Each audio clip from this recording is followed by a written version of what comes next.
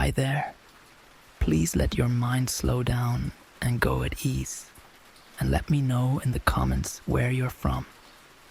Also, what's your best tip for a peaceful night's sleep and keeping a calm mind? Whether it's a relaxing bedtime ritual, a favorite book, or a mindfulness practice, your advice could be just what someone needs.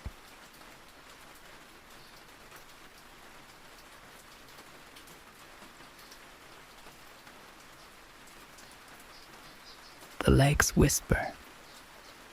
The lake was quiet, serene, a wide, glassy expanse surrounded by towering pine trees. It had become my retreat, a place to unwind and escape the stress of city life. I would drive up every few weekends, bringing a tent, supplies, and a fishing rod, eager to spend a few peaceful days alone by the water. But on my latest trip, things felt different.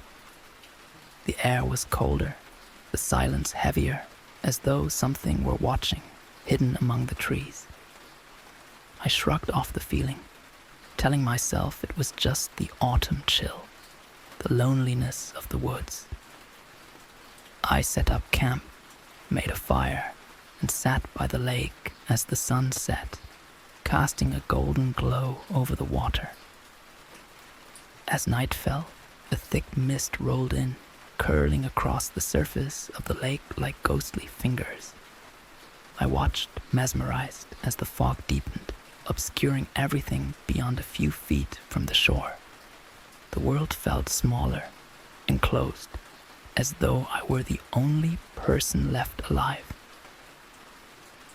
Then, just as I was drifting off to sleep, I heard it, a soft, lilting melody, drifting over the water.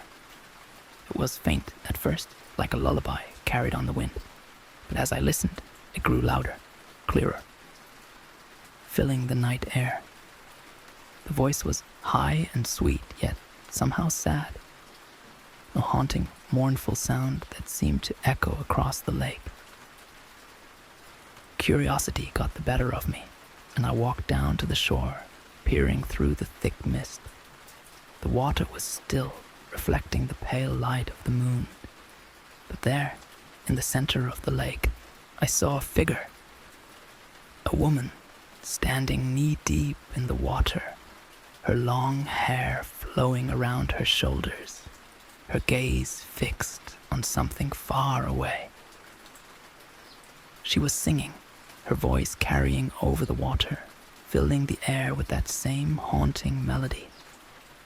I felt a strange pull, an urge to step into the lake, to join her. My feet moved on their own, sinking into the cold, murky water as I waded closer, captivated by her song. But as I approached, her singing stopped. She turned, her gaze locking onto mine, and I froze. Her face was pale, almost translucent, her eyes dark and empty, filled with a sorrow that seemed endless. She opened her mouth, but no sound came out. Only a low, hollow whisper that echoed in my mind. Join me. The words sent a shock of fear through me, breaking the trance. I stumbled backward, nearly losing my footing, and waded back to the shore, my heart pounding. The mist thickened, swallowing her figure, and within moments she was gone, leaving only silence. I packed up and left the lake that night, driving through the darkness with her voice still echoing in my mind, her hollow gaze burned into my memory. I haven't returned since, and even now I can still hear her song, drifting through the silence, calling me back to the lake. The cemetery watcher. There's a cemetery just outside of town, tucked away behind a line of old oak trees. It's a quiet, peaceful place, overgrown with ivy and shaded by tall, looming pines. Most people avoid it though. There's an old legend that says the cemetery is watched over by a restless spirit, a figure who appears at night, guarding the graves. I never believed the stories, so one Halloween night, I decided to see it for myself. Armed with a flashlight and more confidence than sense, I made my way through the trees, the cemetery looming ahead, shadowed and silent. The air was cool, thick with the scent of damp earth, and the only sound was the crunch of fallen leaves beneath my feet. The graves were old, some so worn that the names were barely visible. I wandered through the rows, my flashlight casting long shadows over the headstones, trying to ignore the sense of unease that crept over me.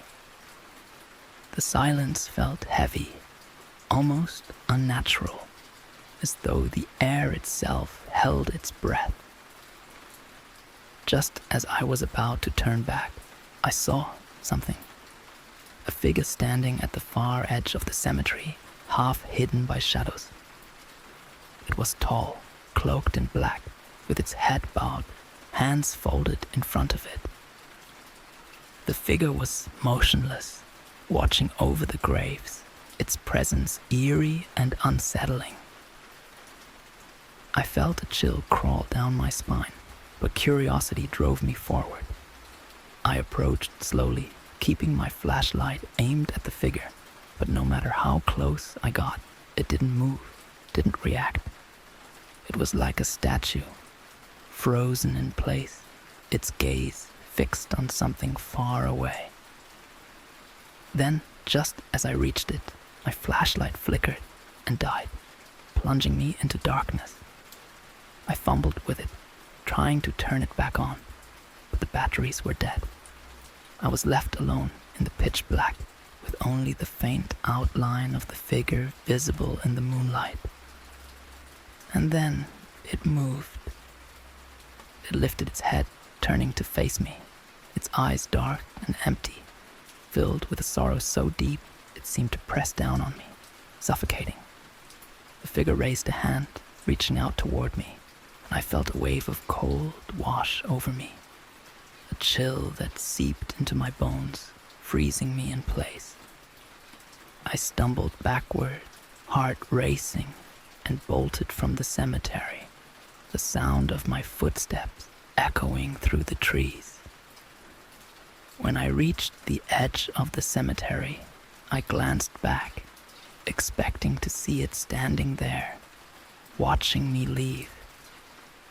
But the cemetery was empty, silent, as though nothing had been there at all. I still don't know who or what I saw that night, but every time I pass the cemetery, I feel its gaze, watching, waiting, as though it remembers me, as though it's waiting for me to return. The shadow at the foot of the bed. I've always been a light sleeper, easily disturbed by the smallest sounds, so I've developed a habit of keeping my room pitch dark at night. I use thick blackout curtains to block out any trace of moonlight, leaving the room in complete darkness. It had become my sanctuary, a quiet, safe place to rest after long days.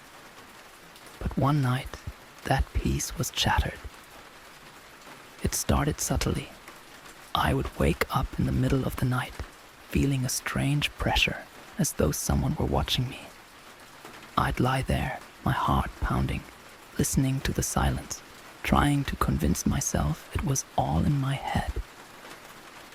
But the feeling grew stronger with each passing night, until I could no longer ignore it. One night, just as I was drifting off to sleep, I felt it, a shift in the air, a coldness that seeped into the room. I opened my eyes, my breath catching as I saw it, a figure standing at the foot of my bed, cloaked in darkness. I could barely make out its shape in the dim light filtering through a gap in the curtains, but it was unmistakably there, watching me, I lay frozen, too afraid to move, my heart pounding as I stared at the figure. It was tall, its form shadowy and indistinct, like a smudge against the darkness. I couldn't see its face, but I could feel its gaze. A heavy, piercing stare that seemed to burrow into me, filling me with a deep, primal fear. I wanted to scream, to bolt from the bed, but I couldn't move. My body felt paralyzed, pinned down by some invisible force. The figure remained still, its presence oppressive, suffocating. The room grew colder, and I could feel my breath hitching, my pulse racing as the seconds stretched on, each one feeling like an eternity.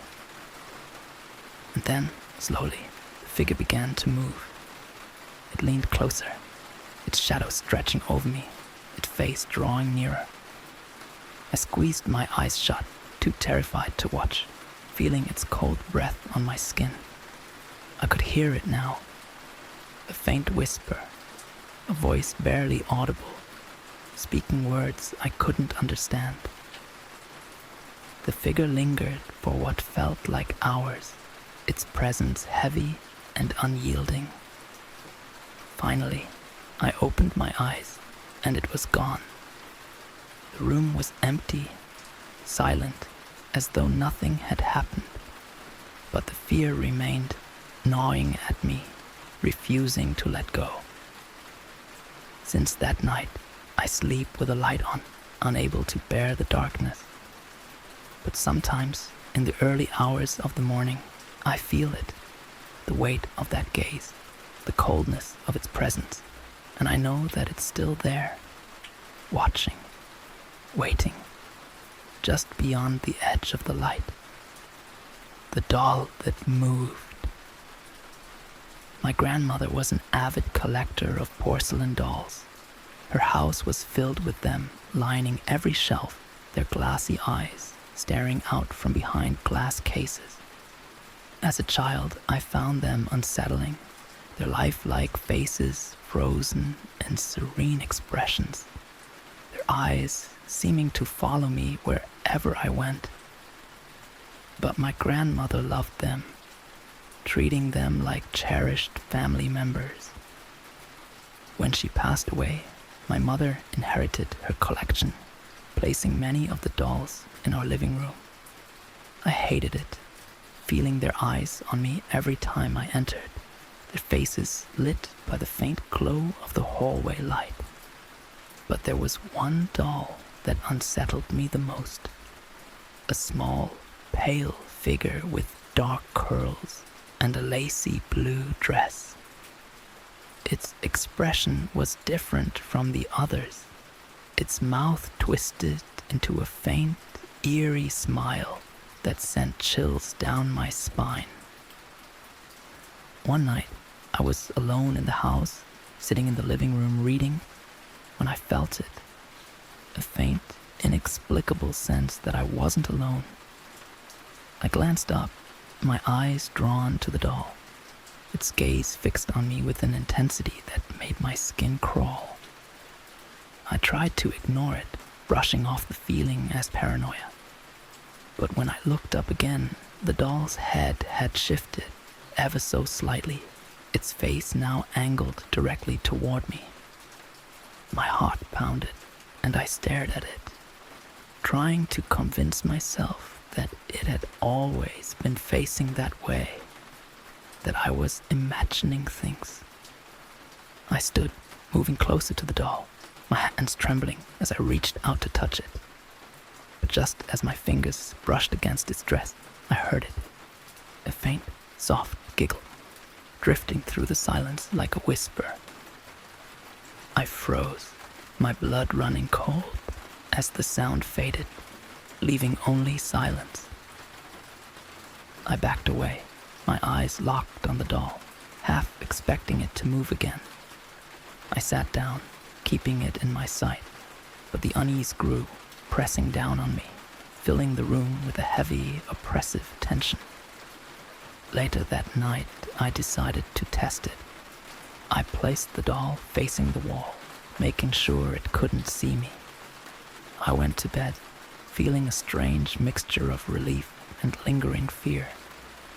But when I woke up the next morning, the doll was sitting on the edge of the bed, its cold, glassy eyes staring directly into mine, its smile wider than I remembered.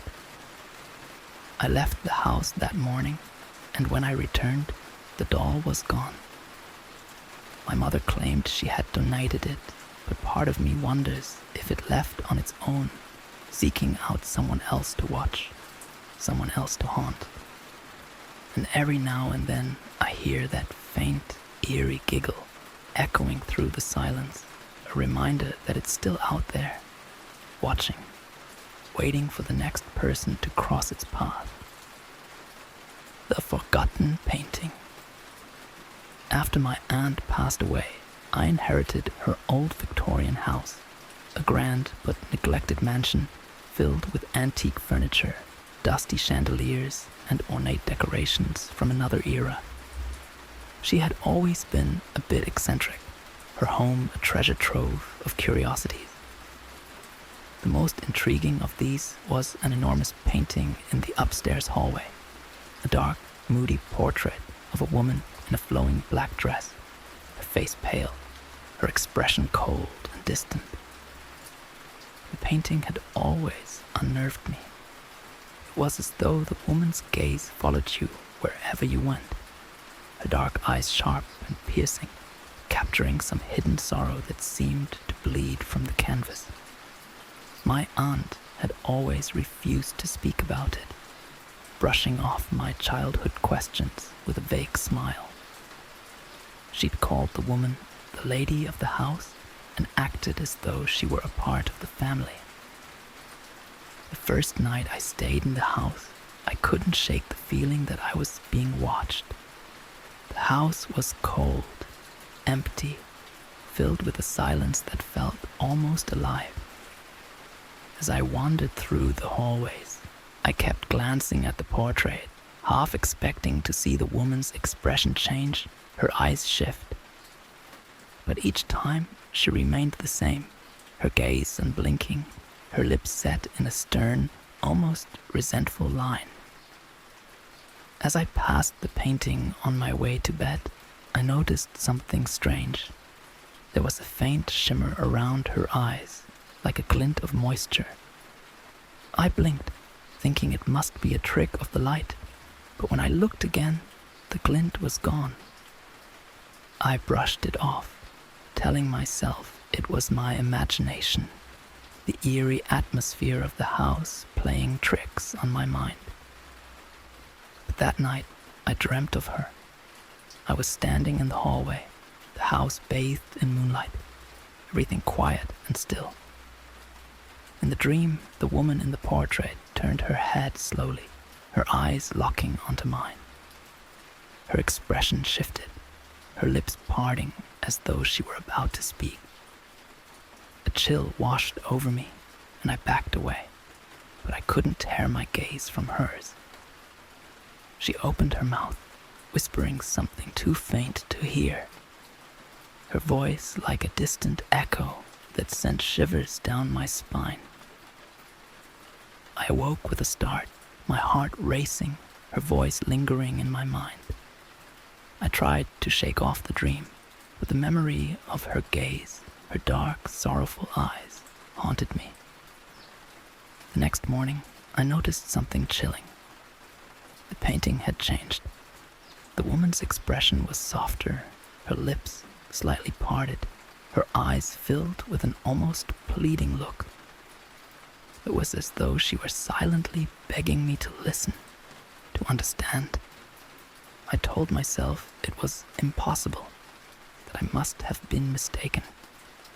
But over the next few days, the painting changed subtly, her expression shifting, her eyes growing darker, more intense, filled with a sorrow that seemed almost unbearable. I couldn't escape her gaze. Every time I passed by, I felt her eyes boring into me, her silent plea filling the room with a heavy, oppressive sadness. One night, as I was locking up, I heard it, a faint, muffled sound like someone sobbing. It was coming from the hallway, echoing through the empty house, soft but unmistakable. My heart pounded as I approached the painting, the sobbing growing louder, filled with a pain that made my chest ache. I stood before the portrait, transfixed, the woman's face now twisted in anguish, her eyes wet with tears that seemed ready to spill from the canvas. I whispered, "What do you want?" The words barely more than a breath, but in the silence, they sounded deafening. The sobbing stopped, replaced by a chilling quiet that seemed to press down on me, suffocating. The woman's face softened, her expression calm, almost grateful, and then she smiled. I stumbled back, my heart racing, my mind reeling.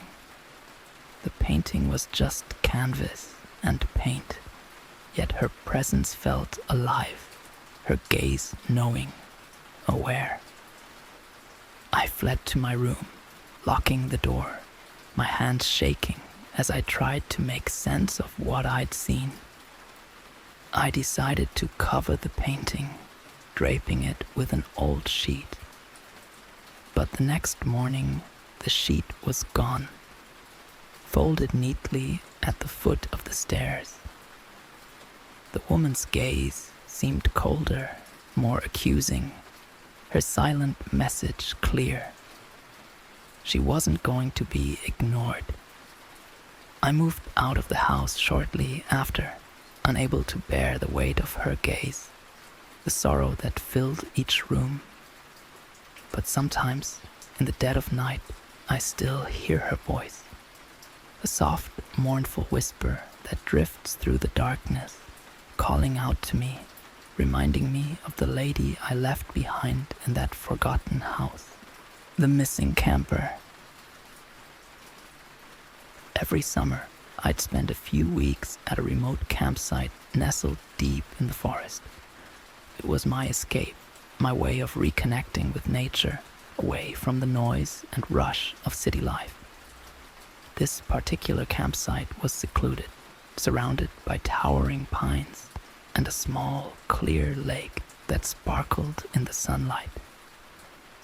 It felt timeless, untouched, a place where I could breathe. One year, as I was setting up my tent, I noticed another campsite across the lake. It was unusual. I'd never seen anyone else there before. I waved, trying to catch the attention of the camper on the other side, but he didn't respond. He just sat there, facing the lake, his posture stiff and strange. I shrugged it off, thinking he was just keeping to himself, and went about my day. As night fell, I noticed that his campfire was still burning, its glow flickering across the water. I watched him from a distance, a sense of unease creeping over me. He hadn't moved at all, hadn't adjusted his position or looked up. He just sat there, staring at the lake, his silhouette illuminated by the dancing flames. The next day, he was gone. His campsite was empty, the fire burned out, leaving only a faint trace of smoke curling into the morning air. I felt a strange sense of relief, assuming he'd left early, and went on with my routine. But that night, as I sat by my own campfire, I saw it again, a flickering glow on the other side of the lake. Confused, I grabbed my flashlight and shone it across the water, but I couldn't see anyone. The campfire burned brightly, but there was no sign of the camper. I decided to investigate, grabbing a small flashlight and rowing across the lake in my canoe. The air was thick with mist, and as I reached the other side, a chill washed over me. The campsite was empty, abandoned, But the fire was blazing, crackling as though someone had just added fresh logs. I searched the area, calling out, but there was no response. The silence was heavy, oppressive, the only sound the crackle of the fire and the soft rustling of leaves in the breeze. I felt a deep unease, a sense that I was being watched, and turned to head back to my campsite. But as I reached the edge of the water, I heard it, a faint whisper drifting through the trees, barely audible. I froze, my heart pounding, straining to listen. The whisper grew louder, taking on a rhythmic, chant-like quality. A series of words that made no sense, filling the air with a haunting melody. I spun around, shining my flashlight into the darkness, and that's when I saw him, the camper, standing at the edge of the trees, his face obscured in shadow, his gaze fixed on me. His expression was blank, his eyes hollow, empty, like a doll's. He raised a hand, beckoning me, his movements slow, deliberate. I stumbled backward, my mind reeling, and bolted to my canoe, paddling back across the lake as fast as I could. I didn't look back, too afraid of what I might see. When I reached my campsite, I packed up, my hands shaking, my breath coming in short gasps. As I left, I could see his campfire still burning, its glow flickering across the water, casting eerie shadows that seemed to reach out toward me. I never returned to that lake, but sometimes, on quiet nights, I see a flicker of light in the distance, a campfire burning where there should be none. And in those moments, I remember the camper, his hollow eyes watching, waiting, calling out in a whisper that still haunts me. The abandoned asylum. There's an abandoned asylum on the outskirts of town, a massive, crumbling building surrounded by thick, overgrown woods. It's a place that no one goes near, a relic of a darker time. Local legends say it was shut down decades ago after a series of unexplained deaths. I'd heard the stories growing up, tales of patients vanishing, of doctors who experimented on the unwilling, of shadows that moved through the halls long after everyone had left. One foggy autumn night, my friends and I decided to see if the stories were true. Armed with flashlights and a sense of reckless courage, we made our way through the woods, the asylum looming ahead, shrouded in mist. The air was thick with the smell of decay and damp earth, and the silence was absolute, broken only by the crunch of leaves under our feet. The front doors were boarded up, but we found a broken window and climbed inside, stepping into the cold, empty hallways. The walls were lined with peeling wallpaper, the floor littered with debris and old medical equipment, rusted and forgotten. Our footsteps echoed through the dark, narrow corridors, the sound unnaturally loud in the heavy silence. As we wandered deeper into the asylum, I felt a growing unease, a sense that we were not alone. Shadows flickered at the edge of my vision, shifting in the dim light, and I could have sworn I heard faint whispers drifting through the halls like a cold breeze. My friends laughed it off, convinced it was just our imaginations, but the feeling gnawed at me, a heavy, oppressive weight that made it hard to breathe. We reached the heart of the asylum, where the old patient rooms were. The doors hung open, each room dark and empty, filled with the remnants of lives long forgotten. I stepped into one of the rooms, my flashlight sweeping over a rusted bed frame and a cracked mirror on the wall. For a brief moment, I thought I saw something. A figure reflected in the glass, standing just behind me. I spun around, heart racing, but the room was empty. My friends called me paranoid, but as we continued, I felt the same unsettling presence, like someone was watching us from the shadows, following our every move. Just as we were about to leave, we heard it, a low, guttural groan echoing down the hallway. We froze, our flashlights flickering as the sound grew louder, more insistent.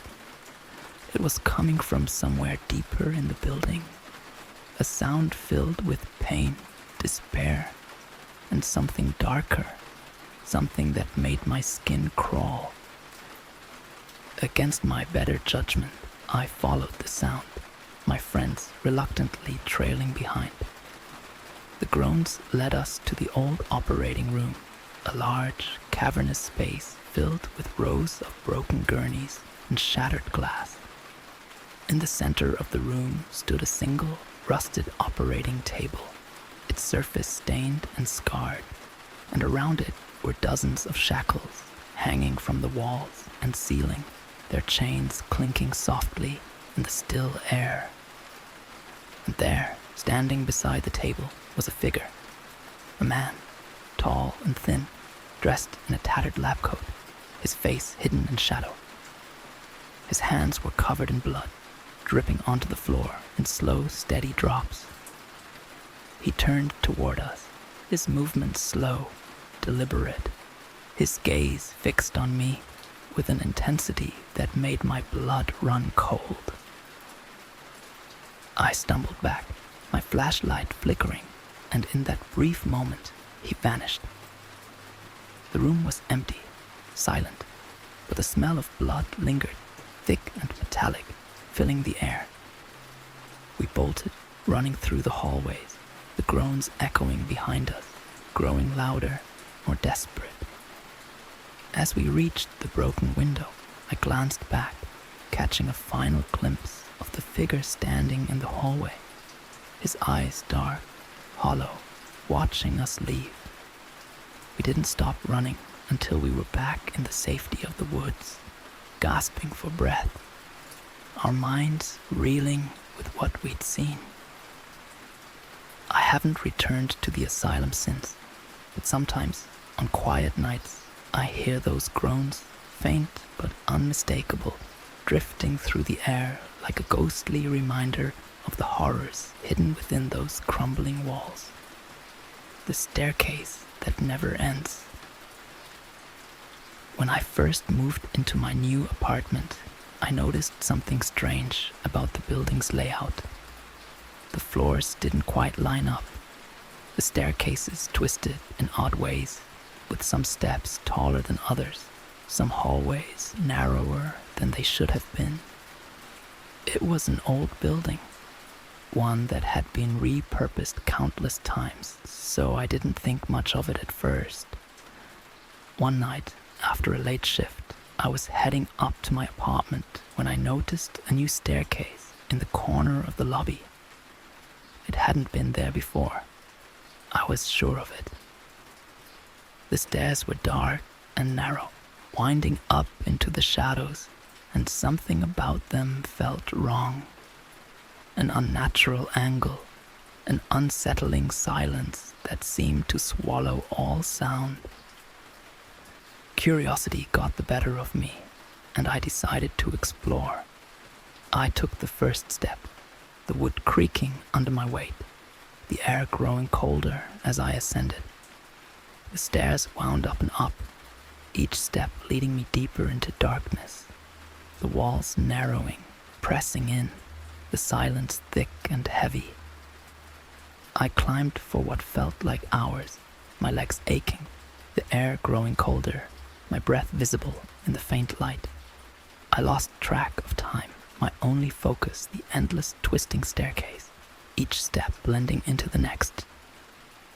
I tried to turn back, but every time I did, the staircase seemed to change, the steps rearranging, leading me deeper, trapping me in a labyrinth of wood and shadows. Finally, I reached a door at the top of the staircase. It was old, worn, the paint peeling, and as I placed my hand on the handle, I felt a strange warmth, a pulse that seemed to throb beneath my fingers. I hesitated, but something compelled me to open it. The door creaked open, revealing a small, dimly lit room, empty except for a single chair in the center. The walls were covered in strange symbols, painted in a dark, oily substance that smelled faintly of smoke and decay. I stepped inside, the floorboards groaning underfoot, and as I turned, the door slammed shut, leaving me in near darkness. I tried to open the door, but it was locked, the handle cold and unyielding. Panic surged through me, and I turned, shining my flashlight around the room, my heart pounding as I searched for an exit. But the room was empty, silent, the symbols on the walls seeming to shift and writhe in the dim light. Then I heard it, a soft, shuffling sound, like footsteps coming from somewhere above. I looked up, my flashlight catching a faint outline in the ceiling, a small, square opening, a hatch that led upward. I dragged the chair beneath it, my hands trembling as I reached up, pulling myself into the space above. The hatch led to another staircase, dark and narrow, winding up into the shadows.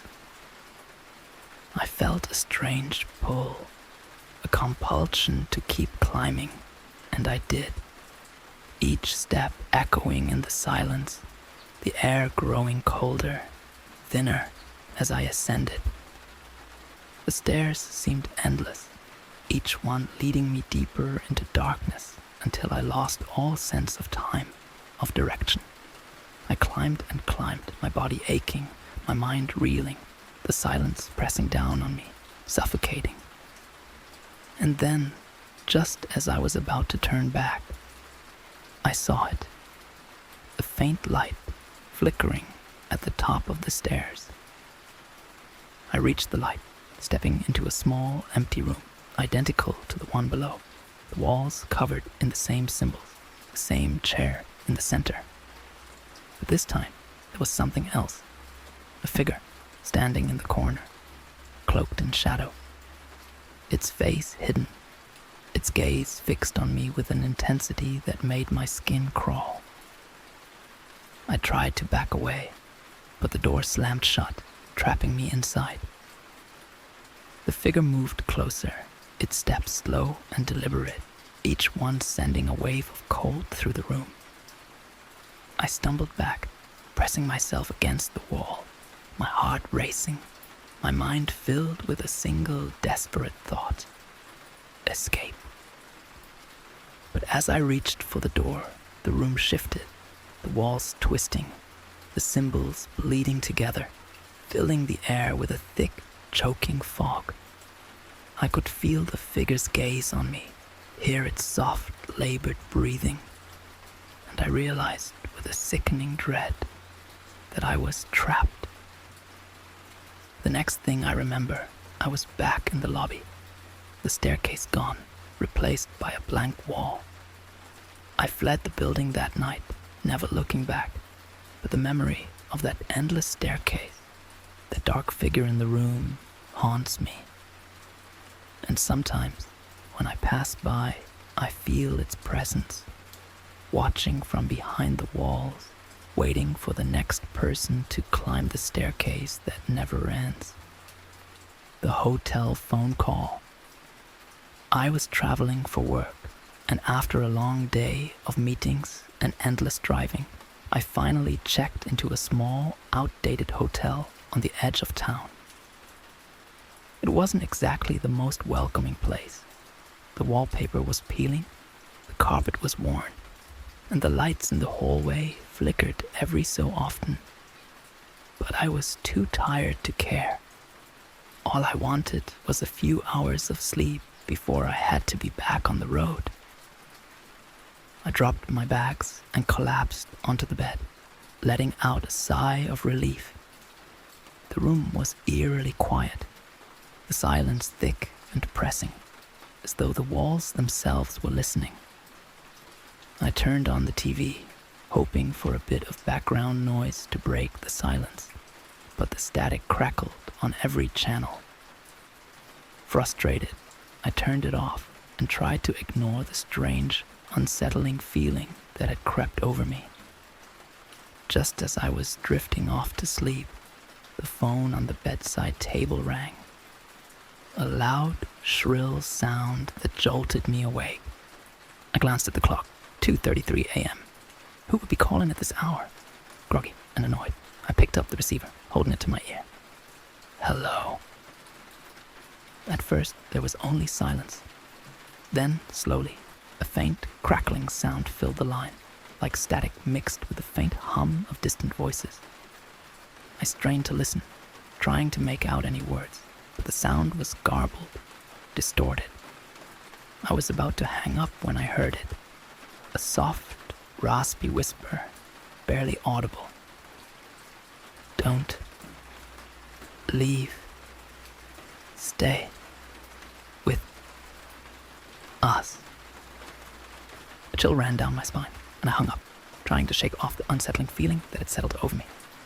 I told myself it was a prank, maybe someone from another room messing around, but the voice echoed in my mind, each word filled with a strange, haunting urgency. I lay back down, pulling the covers over me, trying to block out the memory of the call. But just as I was about to fall asleep, the phone rang again. I hesitated, my heart pounding, before finally picking it up. Hello, I whispered, my voice barely audible. The line crackled, filled with the same eerie static, and then silence. I waited, holding my breath, straining to hear anything. And then, just as I was about to hang up, I heard it. A faint, breathy voice, like someone speaking from the other side of a wall. Stay with us. Don't leave. I dropped the phone, my hands shaking, my pulse racing. The room felt colder, the air thick with a heaviness that pressed down on me, suffocating. I looked around, half expecting to see someone standing in the shadows, watching me. But the room was empty, silent, save for the faint hum of the air conditioning. I sat on the edge of the bed, wide awake, my mind racing. I couldn't shake the feeling that I was being watched, that something was lurking just beyond the reach of the light. The phone rang a third time, but I didn't answer. I unplugged it, threw it across the room, and lay back down, hoping to forget the voice, to let exhaustion finally take over. But as I lay there, I felt it, a cold breath on the back of my neck, a whisper so close it felt as though someone were right beside me. Stay. I bolted from the bed, grabbing my things and running out of the room, my heart pounding as I fled down the hallway. I didn't stop until I was outside, gasping for breath, the memory of the voice lingering in my mind, filling me with a bone-deep dread. I drove through the night, desperate to put distance between myself and that hotel. I never looked back, and I refused to stay in small, deserted hotels now. But sometimes, in the dead of night, I hear the phone ring, faint and insistent, calling me back, reminding me of the voice that pleaded for me to stay. The mirror in the antique shop. There's an old antique shop on the corner of my street, a cluttered, dusty place filled with forgotten relics from another time. The store was dimly lit, with shelves packed tight with oddities. aged photographs, porcelain dolls, tarnished silverware, and paintings that seemed to watch you from the walls. I'd always been drawn to the shop, captivated by its strange charm, its sense of mystery. One day, while browsing, I found a mirror tucked away in the back, leaning against a stack of boxes. It was large, framed in dark, intricately carved wood, its surface clouded with dust. Something about it drew me in, a strange pull that I couldn't ignore. I wiped the dust away, revealing a smooth, polished surface, and for a brief moment I thought I saw something. An image flickering in the glass, a shadow standing just behind me. I glanced over my shoulder, but the room was empty. Shaking off the unease, I turned back to the mirror, admiring the craftsmanship. It was beautiful, hauntingly so, and I decided to buy it, thinking it would make a unique addition to my home. I hung the mirror in my living room, and for the first few days, it was fine. But then, strange things started happening. I would catch glimpses of movement in the glass, shadows flickering at the edge of my vision, shapes that vanished as soon as I turned to look. One evening, as I was sitting on the couch, I noticed something unusual in the mirror's reflection. The room was the same, but there was a figure standing in the background, a woman dressed in dark clothing, her face obscured by shadows.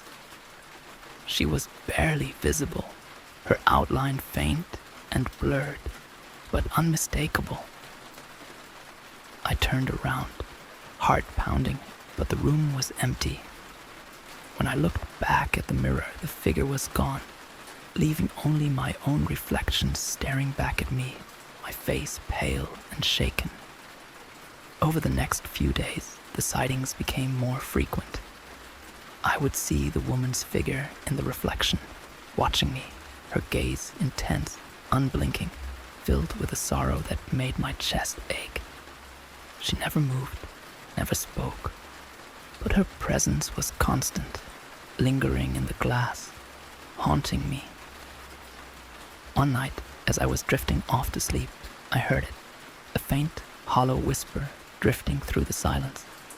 I opened my eyes, and there, standing at the foot of my bed, was the woman. Her face was pale, her eyes dark and empty, her expression one of deep, endless sorrow. She stared at me, her gaze unblinking, her lips moving as though she were trying to speak. I felt a cold wave of fear wash over me, paralyzing me, but I couldn't look away. Her lips moved faster, her whisper growing louder, filling the room with a soft, echoing chant. "Help me.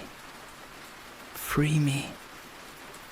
Her voice was faint, barely audible, but filled with a desperation that made my chest tighten. I tried to speak, to ask her what she wanted, but the words caught in my throat. The woman took a step closer, her eyes fixed on mine, her whisper filling my mind, overwhelming me. The next thing I remember, I was standing in front of the mirror, my hand pressed against the glass, as though reaching through it. I stumbled back, gasping for breath, my mind reeling. The woman was gone, leaving only my own reflection staring back at me, my face pale, my eyes wide with fear. I covered the mirror the next morning, draping it with a heavy cloth. But even now, I can feel her presence, sense her gaze, her plea for help echoing in my mind. I can't bring myself to get rid of the mirror, but I can't bear to look at it either. And sometimes, late at night, I hear her voice, faint and desperate, calling to me from behind the glass. The woman on the road.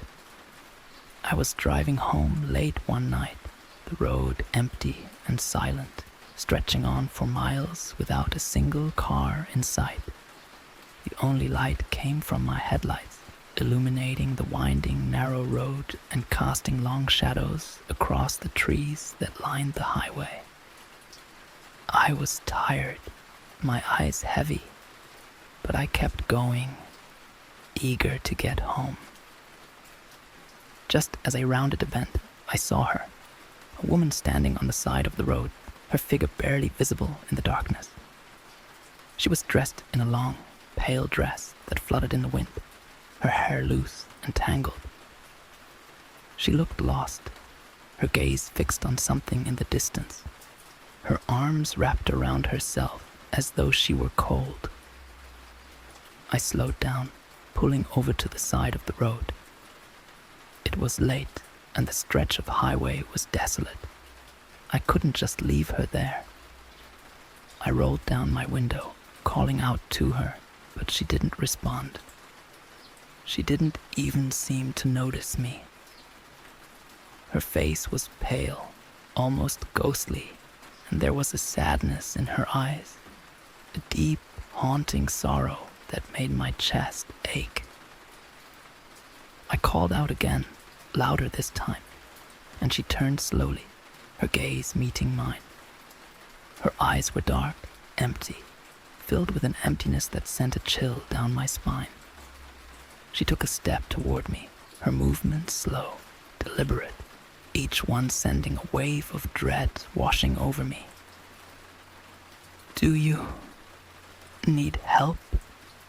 I managed to ask, my voice barely more than a whisper.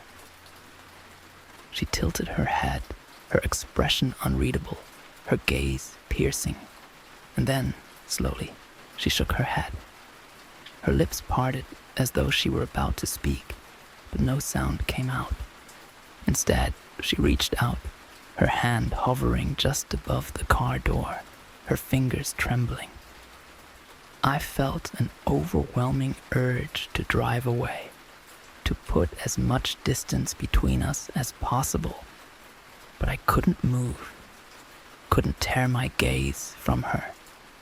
She took another step, her face inches from mine, her eyes filled with that same haunting sorrow. And then, in a voice barely audible, she whispered, "Don't go down that road."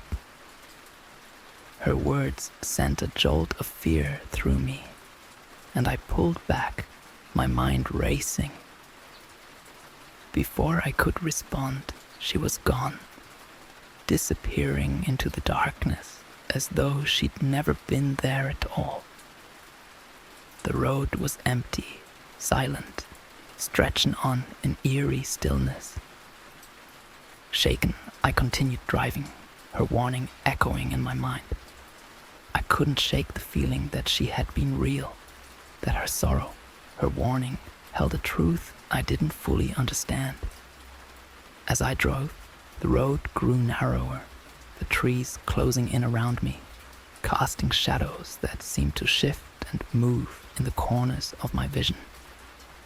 The air grew colder, the silence heavier, and I felt an overwhelming sense of dread, a feeling that something terrible awaited me just around the next bend. Then, as I rounded the corner, I saw it, a car crushed and overturned, lying in the ditch at the side of the road. My heart pounded as I pulled over, my hands shaking as I reached for my phone. But when I stepped out of the car, I froze.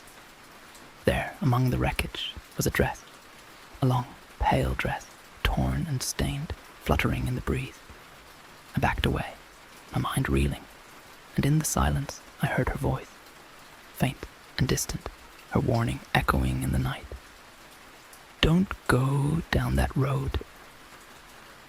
I fled, driving through the night, her words haunting me, filling me with a dread I couldn't shake.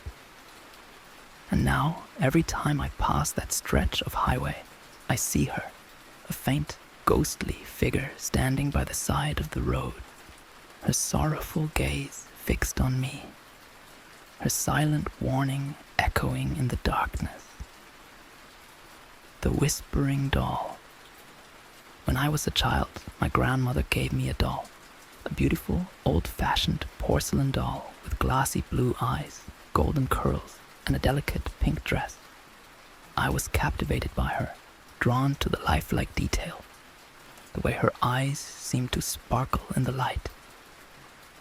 My grandmother told me the doll had been in the family for generations, passed down from one child to the next, and now it was mine. I loved that doll, carrying her with me everywhere, playing with her for hours. But as I grew older, I started to notice strange things about her. Sometimes, when I left her in one spot, I returned to find her in a different position.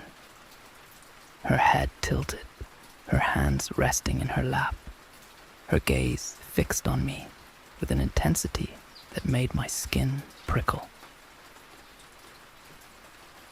One night, as I was drifting off to sleep, I heard it, a soft whisper, barely audible, like a breathy voice murmuring in the darkness. I sat up, heart pounding, straining to listen. The sound grew louder, filling the room, and I realized it was coming from the doll. Her lips moving ever so slightly, her eyes fixed on me. "Don't leave me," she whispered, her voice faint, childlike, filled with a sadness that sent chills down my spine. I tried to convince myself I was imagining things, that it was just a dream, but the whispers continued, night after night. Each time they grew louder, more insistent, her pleas filling my mind, echoing in the silence until I could no longer ignore them. One night, desperate for answers, I picked her up, holding her close, my hands shaking. "What do you want?" I whispered, barely able to keep my voice steady. Her gaze seemed to soften, her eyes glinting in the dim light, and in that moment I felt something, a weight, a presence, something trapped within her glassy gaze. She looked at me, her expression filled with a sorrow so deep it seemed to reach into my soul. "Don't leave me," she whispered again, her voice trembling, filled with a desperation that made my chest ache. I tried to get rid of the doll, placing her in a box in the attic, hoping that distance would make the whispers stop. But that night, I heard it again, a faint, muffled whisper drifting down from the attic, filling the house with a hollow, haunting sound. I could feel her presence lingering just above me, her voice growing louder, more insistent, her pleas echoing in my mind, begging me to come back, to let her out. The air grew colder, the house filled with a heavy, oppressive silence, and I knew, deep down, that she would never let me go. I tried to ignore her, to move on, but the whispers followed me, haunting me, filling my mind with her pleas, her desperation. I could feel her presence everywhere, in the shadows, in the corners of the room, her gaze watching, waiting, her sorrow seeping into every part of my life. And now, even years later, I can still hear her, her voice faint but constant, her plea echoing in the darkness, a reminder of the doll I tried to forget. "Don't leave me." The voice in the cabin. Last winter, I rented a remote cabin deep in the woods, hoping for a quiet getaway where I could unwind and enjoy the silence. The cabin was rustic, old-fashioned, surrounded by tall pines and a dense blanket of snow that muffled every sound. It felt like I was the only person in the world, isolated from everything. And for the first few days, it was perfect. But then, strange things began to happen. At night, I would hear noises outside, faint footsteps crunching in the snow, a soft shuffling that grew louder and faded away, as though someone were circling the cabin. I told myself it was just animals, that I was letting the isolation get to me. But the feeling of being watched grew stronger, creeping over me like a chill. One night, as I was drifting off to sleep, I heard it, a soft, barely audible whisper, drifting through the silence. It was faint, like someone standing just outside the door, calling out in a voice filled with sorrow. I sat up, straining to listen, and the whisper grew louder, more insistent, filling the room with a haunting, breathy sound. "Come out," it whispered, the words drawn out, lingering in the air. I froze, my heart pounding, staring at the door, half expecting it to swing open. The voice continued, its tone desperate, pleading, filling me with a dread that seemed to sink into my bones. I wanted to ignore it, to pretend I hadn't heard it, but the voice grew louder, each word echoing in the silence. "Please, come out." I stood, heart racing, and approached the door, peering through the small, frosted window. But all I could see was the empty forest, the trees casting long shadows over the snow.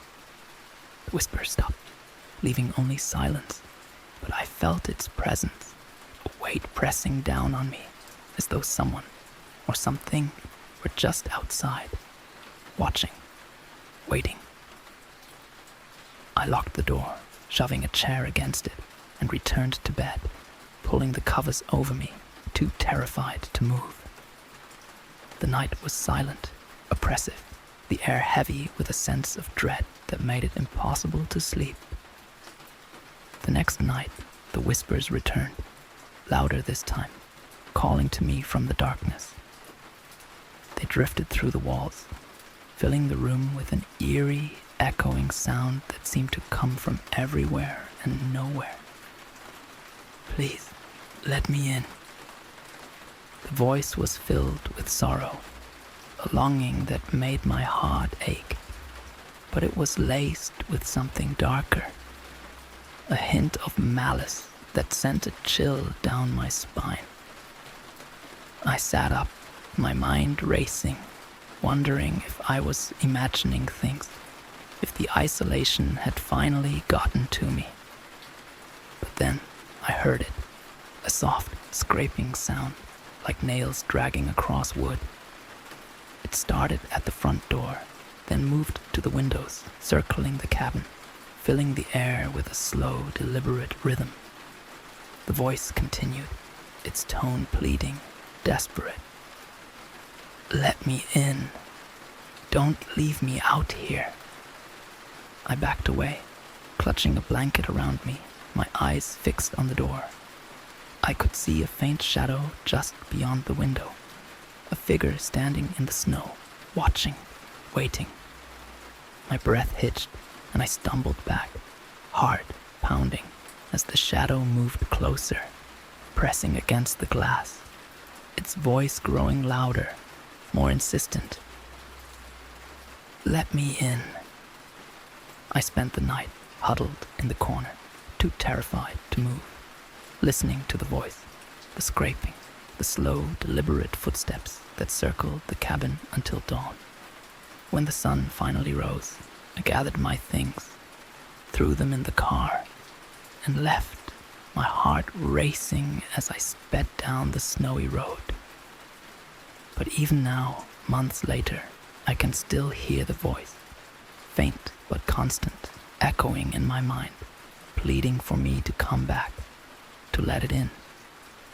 And sometimes, in the dead of night, I wake to the sound of soft whispers drifting through the walls, a reminder of the shadow that waits for me, hidden in the depths of the forest, the neighbor's window. When I moved into my new apartment, I was happy to find it had a view of the neighboring building, a beautiful old brownstone with tall windows and ornate balconies. At first, I didn't think much of it. The view was quaint, charming, and I enjoyed watching the daily lives of the residents as they went about their routines. But then, one night, I noticed something strange. There was a woman in the window of the apartment directly across from mine, standing in the shadows, her figure barely visible in the dim light. She was dressed in white, her long hair cascading over her shoulders, her gaze fixed on something outside. I watched her for a few moments, expecting her to move, but she remained still, staring out the window with an intensity that made my skin prickle. I told myself it was nothing, just a late-night reverie. But as the days passed, I noticed her more frequently. She was always there, standing in the same spot, her face obscured by shadows, her gaze unblinking, unmoving. One night, unable to sleep, I found myself drawn to the window again, my eyes searching for her figure in the darkness. She was there, as usual, her silhouette illuminated by the faint glow of a streetlight, her gaze distant, fixed on some invisible point beyond the glass. But then, as I watched, she turned, her face slowly coming into view. Her eyes met mine, piercing, intense, filled with a sorrow so deep it made my chest ache. I stumbled back, startled, my heart racing, but I couldn't look away. She held my gaze, her expression one of sadness, pleading, as though she were trying to convey something urgent. The next night, I watched again, feeling drawn to her, unable to resist. She was there, waiting, her gaze fixed on my window. And this time, she raised a hand, pressing her fingers against the glass, her expression shifting to one of desperation. "Help me," she mouthed, the words barely visible, but unmistakable. A chill ran down my spine, and I backed away, closing the curtains, trying to shake off the feeling of dread that had settled over me. But her face lingered in my mind, her desperate plea filling my thoughts, haunting me. The next morning, I decided to find out more about her. I asked the building manager if he knew anything about the woman in the neighboring apartment, but he looked at me with a blank expression, as though I were speaking nonsense. "There's no one in that apartment," he said slowly, his tone laced with confusion. "That unit's been empty for years." I felt a wave of disbelief, my mind reeling, but he was insistent. The apartment was vacant, had been for a long time, and there was no record of anyone living there in recent memory. I went back to my apartment, my heart pounding, my mind racing. I couldn't understand it, couldn't make sense of what I'd seen. That night, I couldn't resist. I stood by the window, staring at her apartment, waiting, hoping it had all been a trick of the light, my imagination playing games. But as the hours passed, I saw her again. Standing in the window, her face filled with that same sorrow, that same pleading expression.